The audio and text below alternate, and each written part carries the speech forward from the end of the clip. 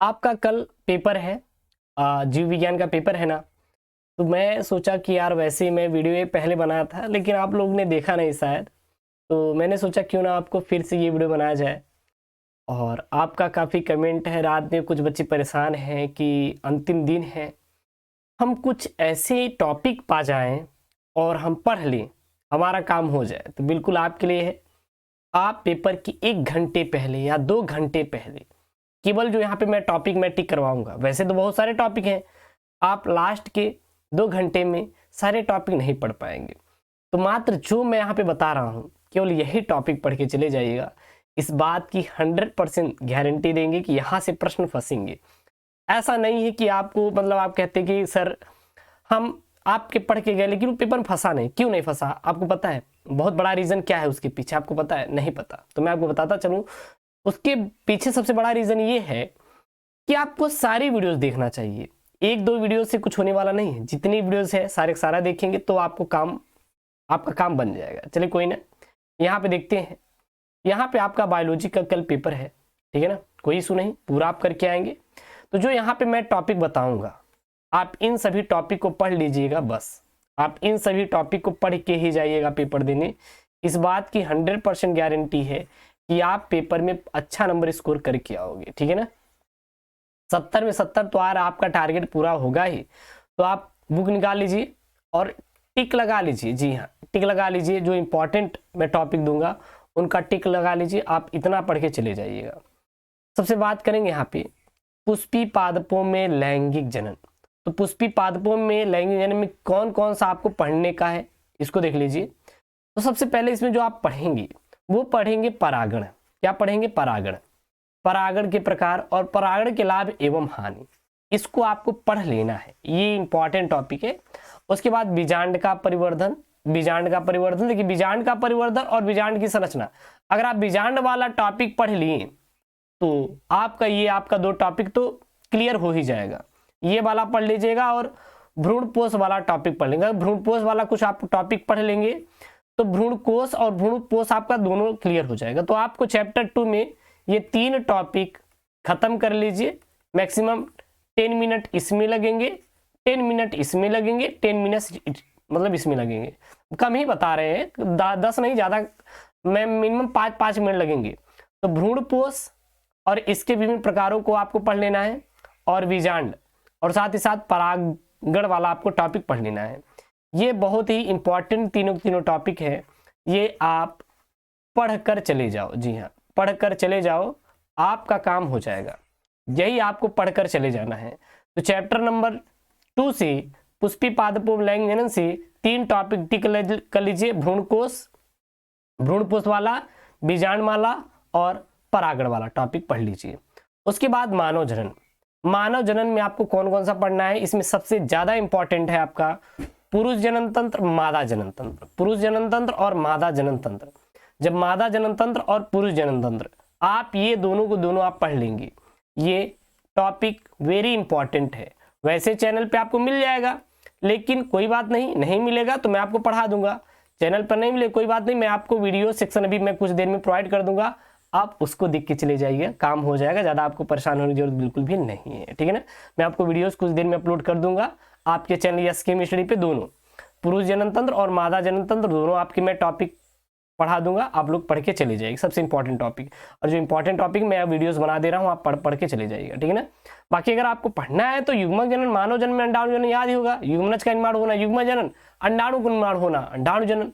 तो ये थोड़ी सी अगर पढ़े रहेंगे तो आप पूरी प्रक्रिया लिखकर चले जाएंगे, तो उसमें कोई दिक्कत नहीं है। जनन स्वास्थ्य में आपका जो टॉपिक है जनसंख्या विस्फोट, आप इसको पढ़ लीजिएगा। ये टॉपिक बहुत इंपॉर्टेंट है, टिक लगा लीजिए। क्योंकि लास्ट टाइम में क्या होता है, रिवीजन करने में ये रहता है कि सर हम कौन कौन से टॉपिक रिवीजन करके जाएं लास्ट टाइम में। तो लास्ट टाइम में आपको यही टॉपिक रिवीजन करना है। अब आपके पास लास्ट डे है तो लास्ट डे में बस इन टॉपिक को आप रिवीजन करके चले जाओ। 100% गारंटी है, 100% गारंटी कि यहाँ से आपके क्वेश्चन भर के फंसेंगे और आप आसानी से करके आओगे। उसके बाद वंशागति तथा वित्ता का सिद्धांत। तो वंशागति वित्ता के सिद्धांत में आप लोगों को जो पढ़ना है मनुष्य में लिंग निर्धारण और मेंडल के नियम। अब ये जो लिंग निर्धारण है ये मनुष्य वाला भी पढ़ लीजिएगा, थोड़ा पक्षी वाला भी पढ़ लीजिएगा और थोड़ा आप लोग इसका मधुमक्खी वाला, मधुमक्खी वाला भी पढ़ लेंगे। तो ये आप तीनों टॉपिक पढ़ेंगे। लिंग निर्धारण में मनुष्य, पक्षी और मधुमक्खी, ये तीनों टॉपिक को पढ़ लेना है, ठीक है ना। और मेंडल के नियम, अगर ये पढ़ लोगे तो काम हो जाएगा। और यहाँ पे है लिंग सहलग्न गुण। तो लिंग सहलग्न गुण का मतलब है रोग भी आता है, जैसे डाउन सिंड्रोम और टर्नर वाला, और क्लाइनफेल्टर सिंड्रोम। इन सभी को आपको पढ़ के जाना है, क्लियर है ना। नीचे चले आइए। उसके बाद है आपका वंशागति का आणविक आधार। अब कहेंगे सर इसमें हम कौन कौन से टॉपिक पढ़े, वंशागति के आणविक आधार में कौन कौन से टॉपिक पढ़े जो हमारे पेपर में आ जाए और हम करके चले आए। तो सबसे पहला टॉपिक पढ़ लीजिएगा डीएनए और आरएनए में अंतर। और डीएनए फिंगरप्रिंटिंग मैंने पढ़ाया था, जो बच्चे एसकेएम स्टडी से जुड़े हैं वो पढ़ लिए होंगे, डीएनए फिंगरप्रिंटिंग को पढ़ लिए होंगे। मानव जीनोम प्रोजेक्ट, ये भी इंपॉर्टेंट है और ये भी इंपॉर्टेंट है। यहाँ पे यार भर भर के क्वेश्चन मिलेंगे। अब मैं कहूँगा कि आप इसमें जो मैं बता रहा हूँ पढ़ के चले जाइएगा। और अनुवांशिक कूट, तो यहाँ पे आपको पहला टॉपिक, दूसरा टॉपिक, तीसरा, चौथा और पांचवा टॉपिक ये आप पढ़ लीजिए। अगर लास्ट के आप 2 घंटे भी टाइम दे देंगे पेपर से पहले, सुबह उठ के सुबह 4 बजे उठ जाइएगा, और सुबह 4 बजे उठने के बाद आप इसको पढ़ लीजिएगा, बस और कुछ नहीं करना है। उसके बाद है आपका मानव स्वास्थ्य तथा रोग में आपके जो क्वेश्चन पूछे जाते हैं वो आपका मलेरिया पूछा जाता है। कभी कभी ड्रग्स तो आप लिख देंगे, ड्रग्स का मतलब है जो नशा होते हैं, नशीले पदार्थ होते हैं वो आपके ड्रग्स में ही आते हैं, तो ड्रग्स आप तो ऐसे लिख देंगे, तो इसकी जो है ज़्यादा परेशानी नहीं है।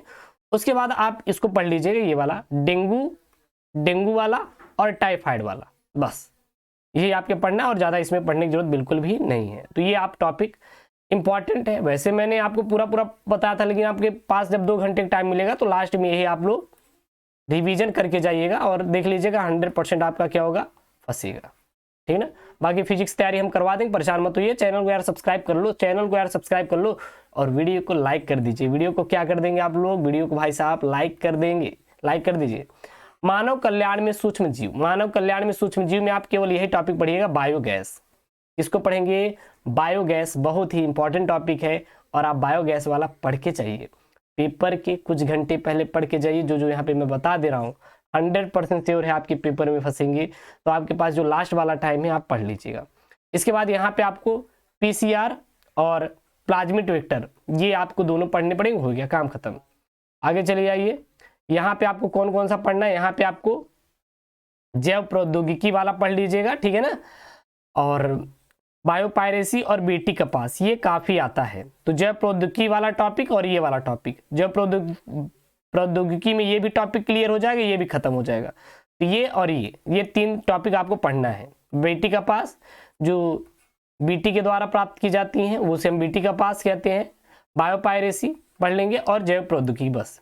नीचे चले आएंगे जीव पर्यावरण में, तो इसमें आपको मैं एक ही बोलना चाहूँगा, अगर पढ़ना है कीस्टोन पढ़ लीजिएगा और इसमें आपको जो पढ़ना है वो जैव विविधता वाला टॉपिक पढ़ना है, बस जैव विविधता वाला टॉपिक पढ़ना है। और इसमें से आपको कीस्टोन प्रजाति वाला, और ज़्यादा आपको पढ़ने की बिल्कुल जरूरत नहीं है, बस इतना टॉपिक है, पढ़ के चले जाइएगा, आराम से आपका 70 में 70 स्कोर हो जाएगा।